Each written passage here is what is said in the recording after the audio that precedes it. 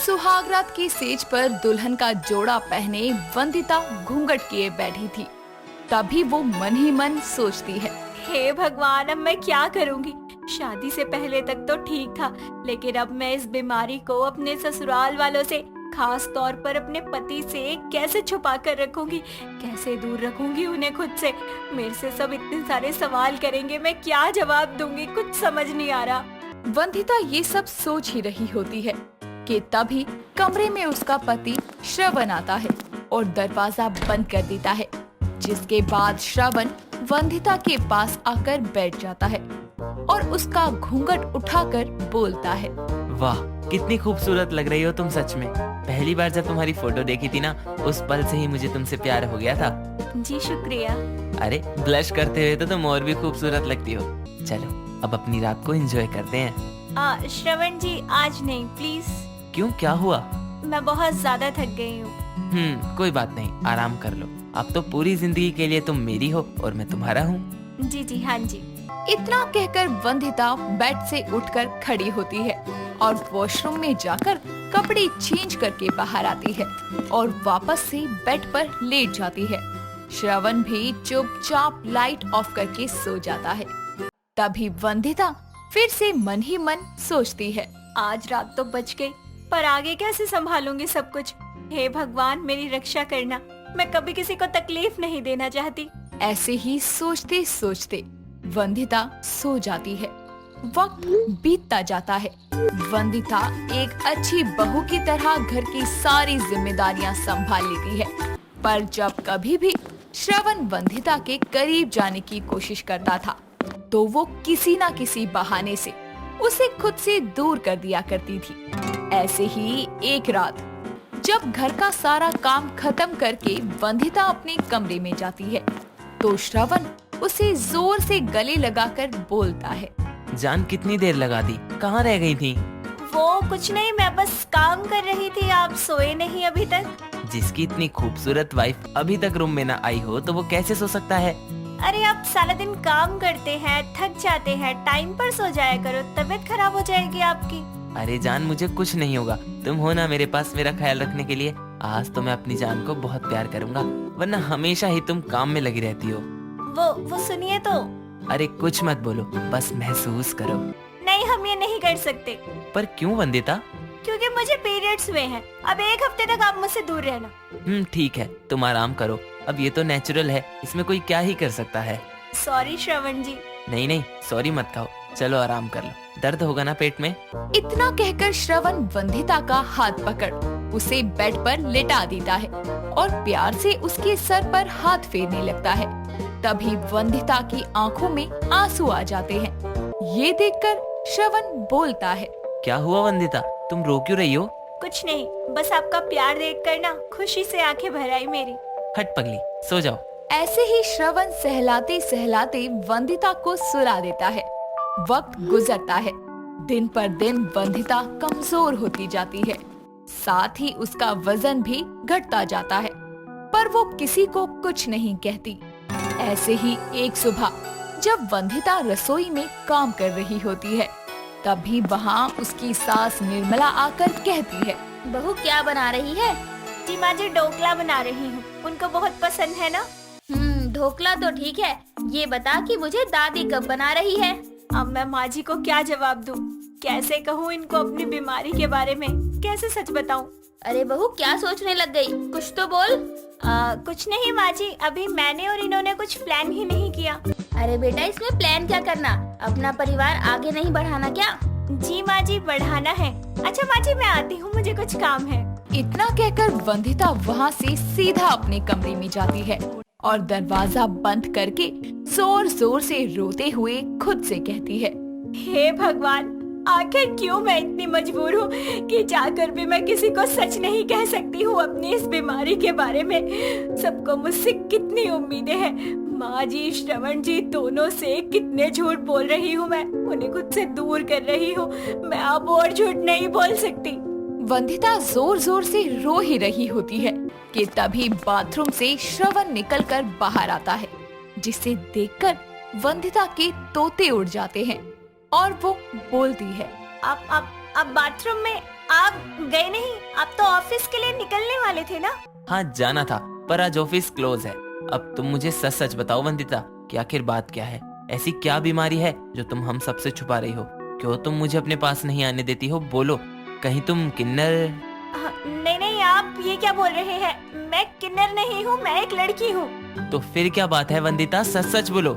बात ये है कि मेरे पीरियड्स इनबैलेंस है। जब मुझे एक बार पीरियड्स होना शुरू होता है तो 15 से 20 दिन तक वो रुकते ही नहीं है, जिस वजह से मैं आपको कभी अपने करीब नहीं आने देती थी। इसी वजह से मुझे बहुत ज्यादा कमजोरी भी रहती है।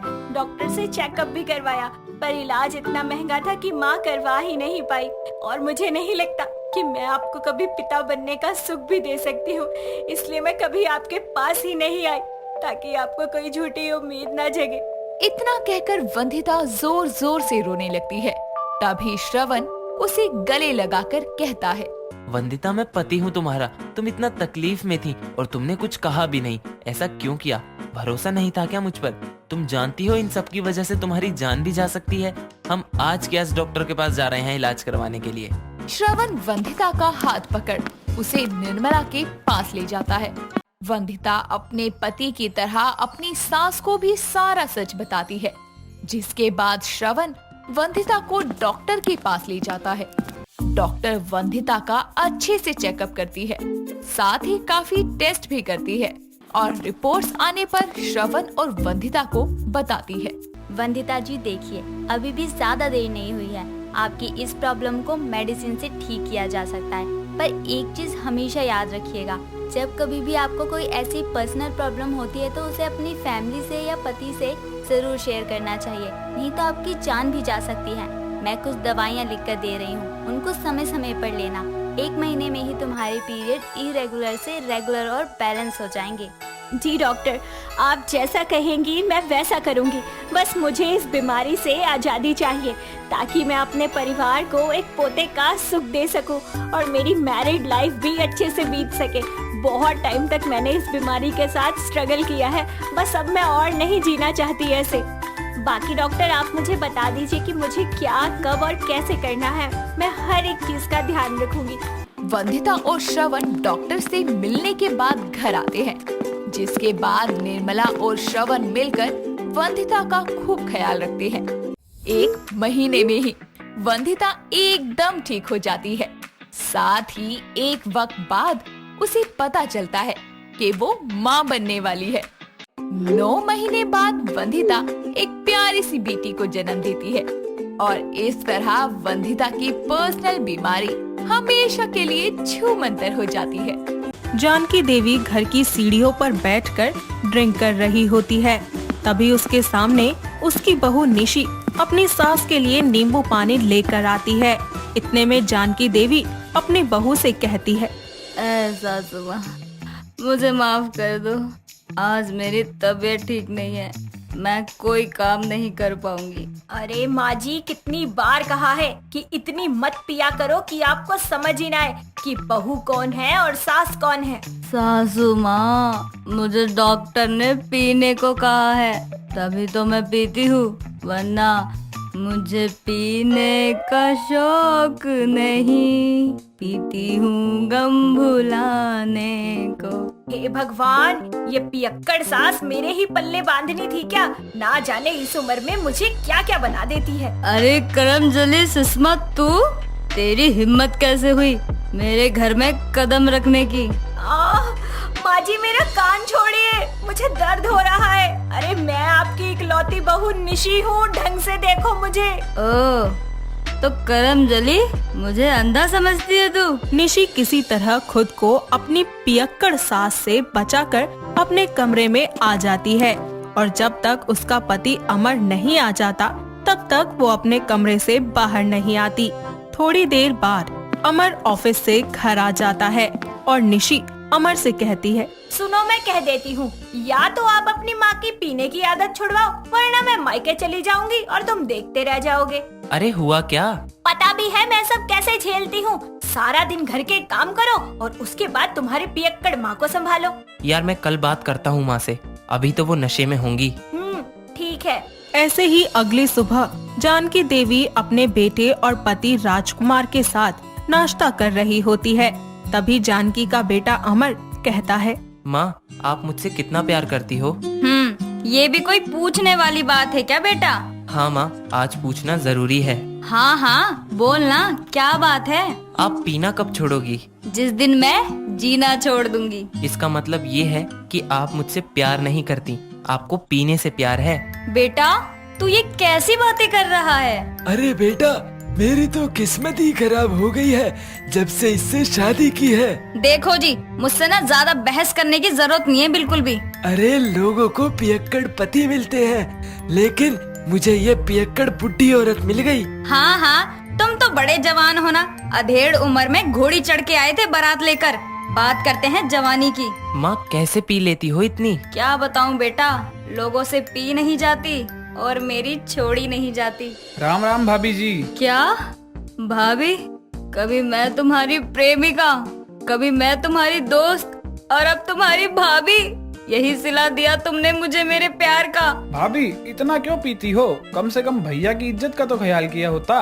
तुम्हारे भाई की इज्जत है तो क्या, मेरी इज्जत नहीं? तुम्हारे माता पिता जमींदार है तो क्या, मेरे कुछ भी नहीं? अरे चाहे ये जितना भी नीच स्कूल के हो ये बेटी बेचने वाले, मगर कभी किसी को धोखा नहीं देते। मैंने कोई धोखा नहीं दिया। फिर मुझे छोड़कर क्यों गए थे देवदास? हाँ, अब यही कहोगे कि तुम्हारा देव कभी भी कुछ भी सोच समझकर नहीं करता। क्या हो गया है आपको? हमारे जाने का वक्त हो गया है। इतना बोलकर जानकी वहाँ से चली जाती है। तभी रमेश राजकुमार से बोलता है, भाई, भाभी ने बहुत ज्यादा पी रखी है क्या?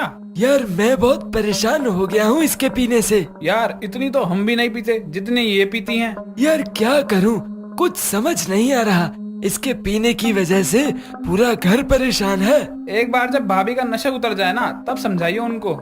ऐसे ही समय बीतता जाता है और जानकी चोरी छुपे अपने घर से बाहर जाकर अपने लिए ड्रिंक ले आया करती। साथ ही अपने कमरे की अलमारी में छुपाकर बोतलों को रख दिया करती। साथ ही अलमारी को लॉक कर देती और उसकी इस हरकत से पूरा घर परेशान होने लगता है।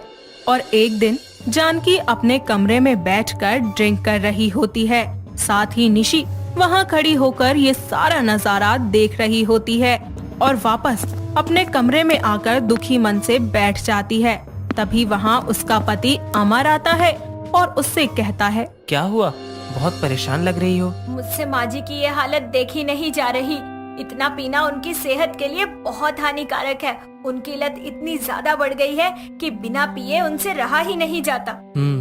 मगर ऐसा करें क्या जिससे माँ धीरे धीरे पीना छोड़ दे? मेरे पास एक आइडिया तो है, लेकिन पता नहीं वो काम करेगा या नहीं। अरे कोशिश तो कर ही सकते हैं ना। तभी वहाँ निशी के ससुर आ जाते हैं और वो कहते हैं, मैं भी तुम दोनों से इसी बारे में बात करना चाहता था कि क्या करें।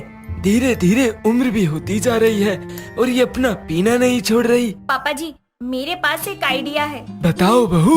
निशी अपने पति और ससुर जी को एक योजना बताती है। ऐसे ही कुछ दिनों के बाद अमर और राजकुमार दोनों ड्रिंक करके घर में आते हैं। ये सब देखकर जानकी नजरअंदाज कर देती है, मगर ऐसे ही आए दिन राजकुमार और अमर दोनों ही ड्रिंक करके आने लगते हैं।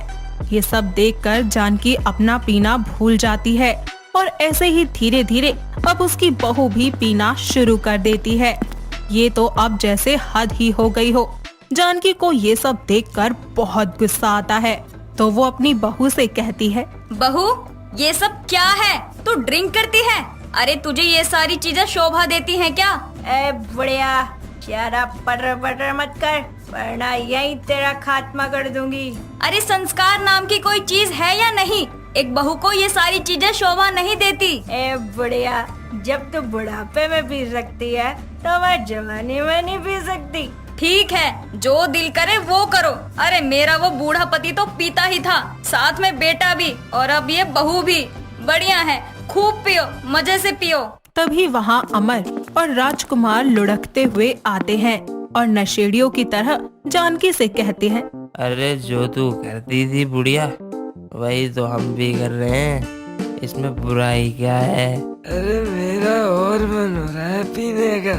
ओ बुढ़ऊ, चल और पीते हैं। अरे मैं कोई ड्रिंक नहीं करती, मैं तो बस एक्टिंग करती थी। मैं देखना चाहती थी कि मेरे घर में आई बहू वो मेरे घर परिवार को कैसे जोड़कर चलती है। मगर अफसोस इस बात का है कि मेरी बहू खुद इस घर को बिगाड़ने में लगी हुई है। माँ जी, आपको क्या लगा कि एक्टिंग सिर्फ आप कर सकती हैं? अरे अच्छे एक्टर हम सब भी हैं। हम सब भी एक्टिंग कर रहे थे।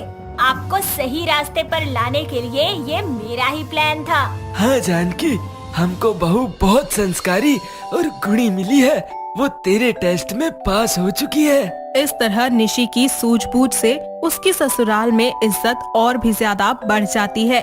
साथ ही उसे सबसे खूब प्यार मिलता है।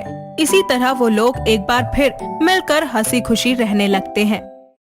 दोस्तों, अगर आपको ये कहानी पसंद आई तो इसे लाइक करें, शेयर करें और कमेंट करके बताएं कि कहानी में आपको सबसे अच्छा क्या लगा।